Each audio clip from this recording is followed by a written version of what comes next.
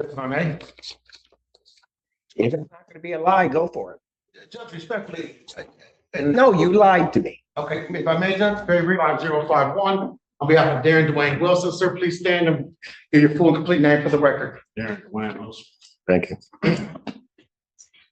Your Honor, today is the date and time scheduled for a political exam. I believe that Mr. Martell would like to start us off by motioning for Your Honor to accuse himself of this case. Judge, if I may, very briefly. Go on. Thank you, Judge. And certainly, Judge, I got much respect for this honorable court, been before this court a number of times. Judge, but the court rule is clear, Judge, that a examination must be conducted by a neutral and detached magistrate, Judge. In this particular case, and just for a little bit of context, for Your Honor, this is a case where there's already a co-defendant, where an examination has been held, where the testimony has been taken, where the victim or complainant absolutely identifies a mixed race, ethnicity, light-skinned male, certainly not my client who's dark brown skin with barrel rolls. Judge, notwithstanding saying, Your Honor, the sole basis that the people intend to introduce quote unquote identity is through the search warrants and the subsequent evidence that was purportedly obtained thereafter, Judge. I say that all to say that, Judge. I don't know what case you're talking about. Who's the co-defendant? You didn't preside over that. I could make the argument a lot more. I did not preside over it? No. So the argument that counsel is attempting to. Well, then I'll let him finish, because I don't know. It did not even begin to ring a bell with me. It shouldn't. But if I can just streamline it, Judge. In brief, Your Honor was presented ex parte with two search warrants in this particular case. Ultimately, these two search warrants, there was information heard, there was a search warrant, there was probable cause found, there was search warrant signed. Judge, we now come before you for a separate analysis of whether there's probable cause in this case, but Your Honor, pursuant to People Be Real, which... Before we dive in, just a quick note. This commentary is created for educational purposes, designed to help those who may be confused or curious about courtroom processes. If you don't find it helpful, feel free to skip ahead. But for those who want a deeper understanding, stay tuned. It's about to get intense. All right, folks, we're jumping right into the heart of a high-stakes courtroom battle. In this case, we have an intense motion to recuse the judge based on some serious allegations. The defense is trying to argue that this judge cannot fairly preside over the case due to prior involvement with search warrants. Sounds. It's 391-124, Judge. It certainly cannot be neutral and detached when Your Honor respectfully has already found probable cause in this case, and specifically the case law says. Whoa. How the hell do you jump to that conclusion? Because the probable cause that's determined from a search warrant is based upon that evidence that is presented to me in the form of an affidavit on that search warrant. That's going to have no bearing whatsoever on what testimony I hear or don't hear in this case. So I don't even know how you get to that conclusion. But I'll let you continue because I think it's a...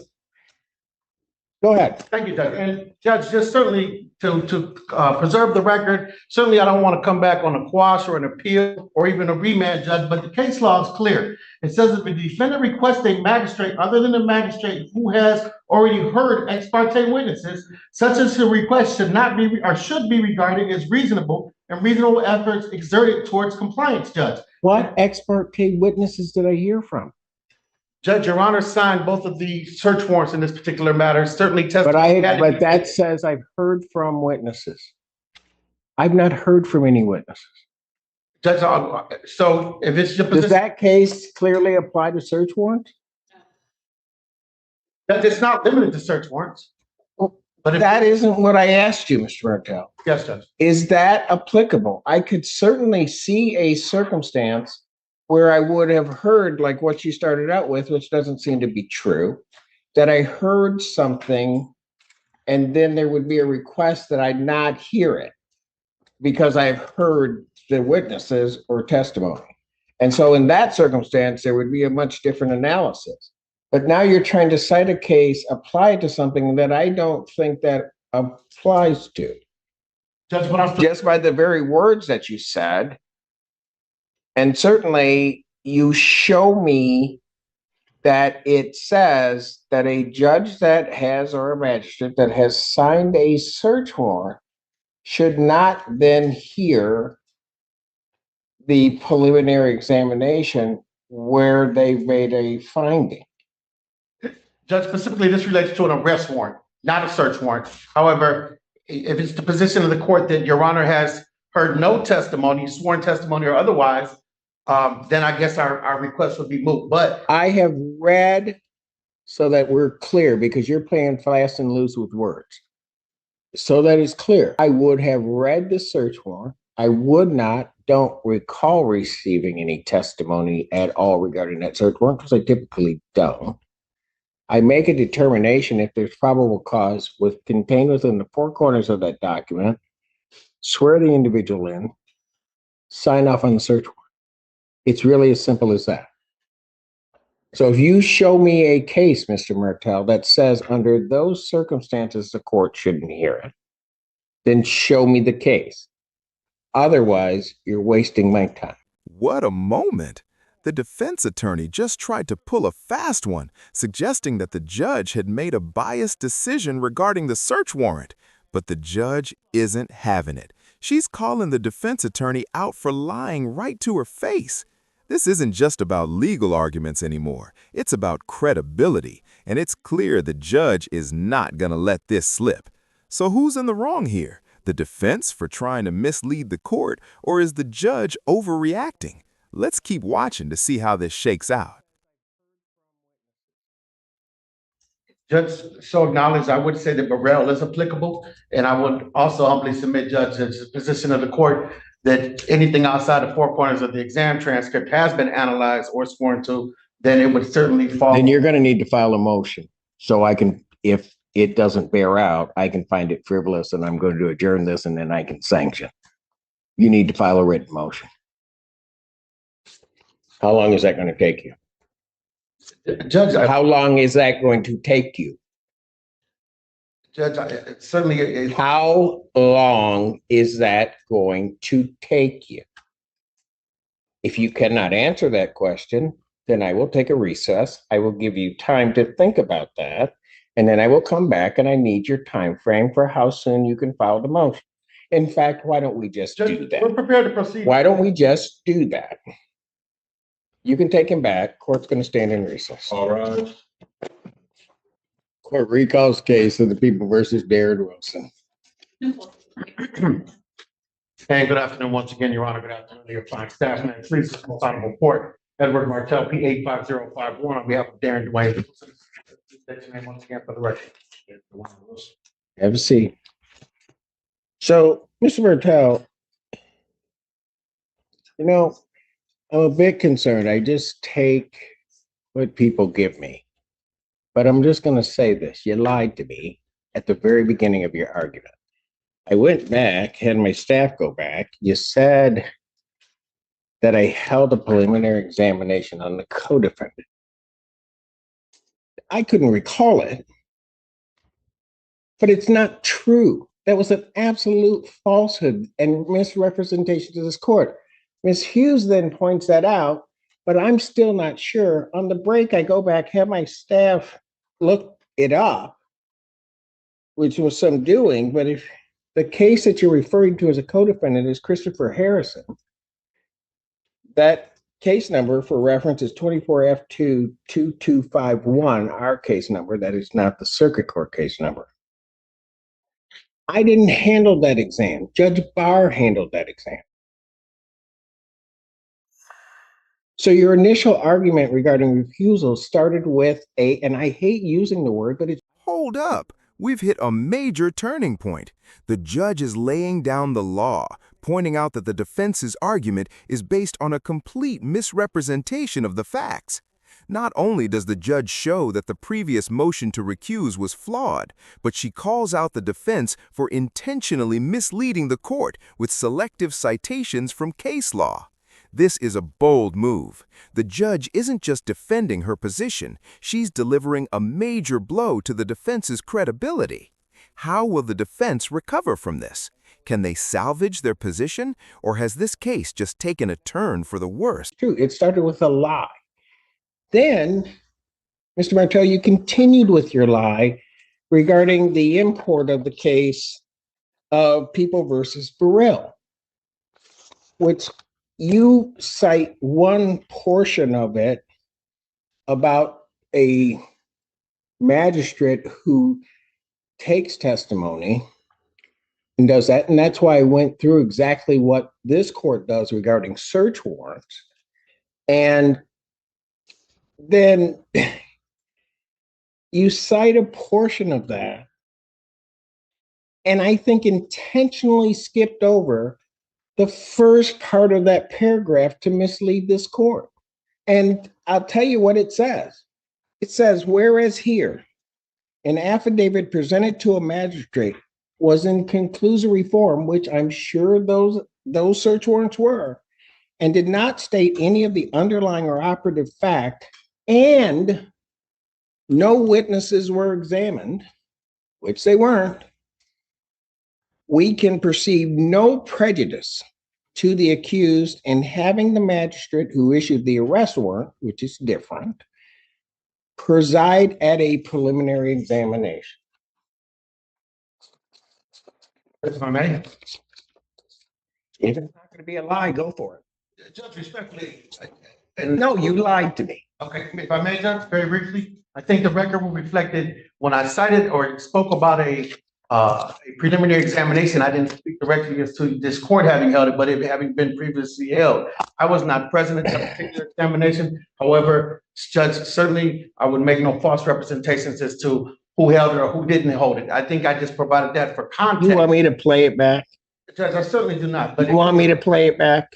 Judge, I certainly, if Your Honor, some other time wants to, that's fine. No, if you're going to sit up here and tell me you didn't lie to me, you want me to play it back? It certainly cannot be neutral and detached when Your Honor respectfully has already found probable cause in this case, and specifically the case law says. Whoa. How the hell do you jump to that conclusion? Judge, then I stand corrected, Judge, but I certainly intend to make no misrepresentations of the context. The main argument is what it is. And certainly Your Honor is not barred from presiding over this exam. But again, and I've spoken with my client and the basis of just preserving the record and putting forth this argument, certainly mean no disrespect, harassment, or delay to the people. Judge, we're prepared to proceed. If Your Honor intends to deny, that's fine. Again, we're prepared. I don't know what your motion is, because everything that is presented to me is not it. Ms. Hughes, do people have anything to say regarding this? I have quite the record to make regarding the one thing that I absolutely have to say, even though I think this argument is clear and where this situation is headed is clear, but the thing that needs to be abundantly clear, I do have a lot to say about the law and I do have my own cases to cite, but if Your Honor doesn't need those, I'll set that aside. But the thing that needs to be said is the search warrants that Your Honor reviewed are what led to the pertinent testimony today. They did not include the pertinent testimony that would be heard today. Your Honor signed off on search warrants that include facts that frankly are not being contested. The defense is not contesting that these crimes occur. They are contesting the defendant's identity. The search warrants led to evidence of the defendant's identity, facts that Your Honor has never heard before, which is where we're about to go. But frankly, the law that I'm choosing not, maybe I just need to, the law is actually clear that a judge who has reviewed and approved a search warrant, even on facts that they will later hear, that is okay, that procedure is okay. And specifically, I turn to People v. Cameron, which is an unpublished case of the Court of Appeals from 2013, and Cameron is Cameron. And in that case, not only did the judge review and approve the search warrant, but that judge went on to be the trial judge, a bench trial judge. And the Court of Appeals said in that case, so the issue that went up to the Court of Appeals was the defendant was claiming that his trial attorney was ineffective by not trying to recuse that judge. And the Court of Appeals said, failing to advance a meritless argument or raise a futile objection does not constitute ineffective assistance of counsel. That is what the Court of Appeals said about trying to recuse a judge who has previously reviewed a search warrant. The other case that is specifically on point is a much older case. It's from 1971. It's People v. Pitchford 3-3 Mish at 299, 1971. In that case, the defendant actually, at the preliminary exam, wanted to attack the search warrant that the judge approved. And that judge that had approved the search warrant at issue went on to be the preliminary examination judge. Mind you, on appeal, it wasn't that exact issue. It was more of a statutory interpretation issue that went up on appeal. But the Court of Appeals in that case said the statutory interpretation would have led to the same procedure, that the search warrant judge would have become the preliminary exam judge, and then they affirmed, and the case went back down for exam. But in that case, we don't even have a case where the defense is trying to say that Your Honor inappropriately approved the search warrant. And we don't have a case where the defendant is even trying to contest any of the facts that were in the search warrant. Sorry, from having nothing to say, I always have a lot. No, that's fine. Anything else, Mr. Judge, just very Martel? briefly, and I certainly respect this. Because I'm going to tell you that, quite frankly, Mr. Martel, one may have to convince me why you have not, only in terms of your misleading of this court, attempted to try to have this judge recused for the purpose of forum shopping. Because, I think so.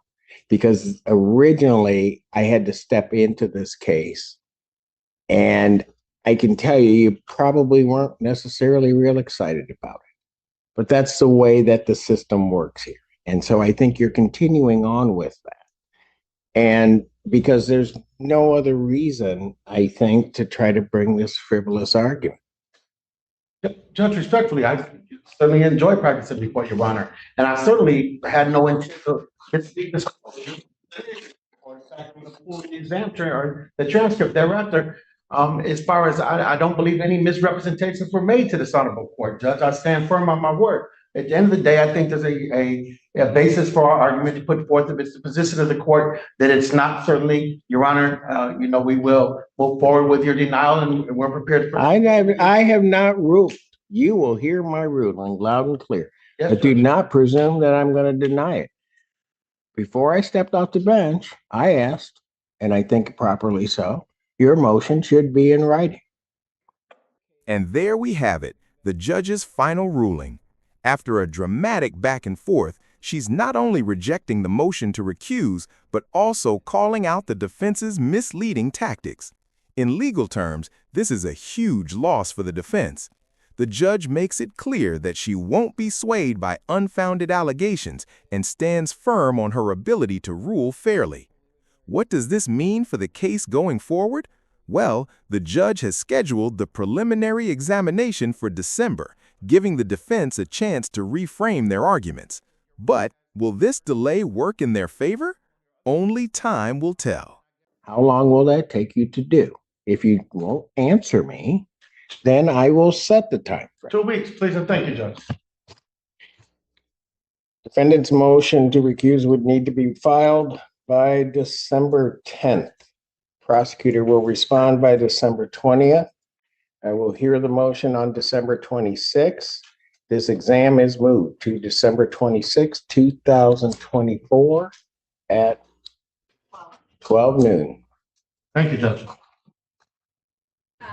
Just for scheduling. Yes, go ahead. No, that's fine. I am not available on December 26th. I am the person that will be filing the response. I would love to be the person to litigate it as well. Understood. Then preliminary examination, since this is not of the people's doing, and the defendant, by raising it as well as before, has waived any time requirements.